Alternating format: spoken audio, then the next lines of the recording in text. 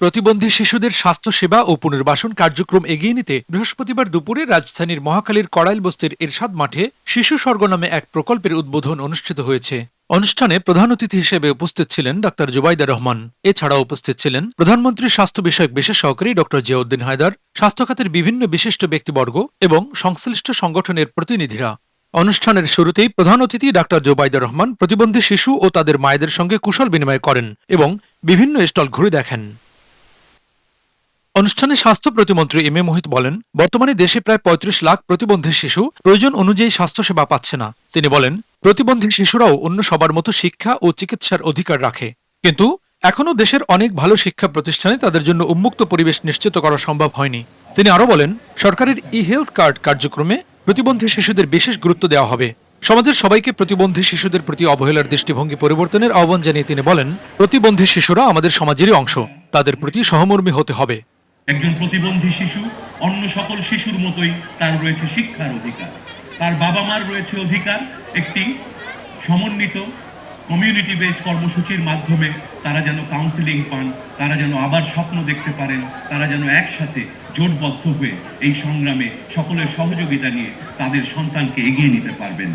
প্রধানমন্ত্রীর বিশেষ সহকারী ডক্টর জিয়াউদ্দিন হায়দার বলেন, সরকারের রাজনৈতিক অঙ্গীকার অনুযায়ী প্রতিবন্ধীদের সমাজের উপর নির্ভরশীল না রেখে উৎপাদনশীল জনগোষ্ঠীতে পরিণত করতে কাজ করা হবে। তিনি শিক্ষা ও চিকিৎসা ব্যবস্থাকে আরও প্রতিবন্ধী বান্ধব করার উপর গুরুত্ব আরোপ করেন। তিনি আরও বলেন, প্রতিবন্ধীদের জন্য নতুন করে ক্রীড়া কার্যক্রম চালুর পরিকল্পনাও নেওয়া যেতে পারে। পাশাপাশি পিছিয়ে পড়া জনগোষ্ঠীর শিক্ষা ও স্বাস্থ্যসেবায় বিশেষ নজর দেওয়ার প্রতিশ্রুতিও দেন তিনি। প্রতিটি স্বাস্থ্য কেন্দ্র, সেটা গ্রামের একটা প্রাইমারি হেলথ কেয়ার সেন্টার হোক আর ঢাকার একটি স্পেশালাইজড হসপিটাল হোক, প্রতিটি স্বাস্থ্য কেন্দ্রে প্রতিবন্ধীরা অবাধে তারা ঘুরতে পারে, তারা চলতে পারে, তারা তাদের প্রয়োজন মতো সেবা নিতে পারে, সেই ব্যবস্থা করতে হবে। আমরা যদি শিক্ষা ব্যবস্থার মধ্যে প্রতিবন্ধীদের স্কিলস ডেভেলপমেন্ট, তার প্রতিবন্ধী কোন ধরনের প্রতিবন্ধী, শারীরিক প্রতিবন্ধী হয় তবে তার শারীরিক প্রতিবন্ধী স্পেসিফিক যদি স্কিলস আমরা খুঁজে বের করতে পারি, যদি মানসিক প্রতিবন্ধী হয় সেই মানসিক প্রতিবন্ধী স্পেসিফিক স্কিল যদি আমরা বের করতে পারি, সেই স্কিলসগুলো যদি আমরা দিতে পারি এবং সেই স্কিলসগুলোকে যদি আমরা শিক্ষা ব্যবস্থার সাথে ইন্টিগ্রেট করতে পারি, তাহলেই আমরা এই প্রতিবন্ধীদেরকে ডিপেন্ডেন্ট পপুলেশন থেকে আমরা প্রোডাক্টিভ পপুলেশন থেকে নিয়ে যেতে পারবো। সমাজের কাউকে তাদের দিকে দয়ার দৃষ্টিতে তাকাতে হবে না।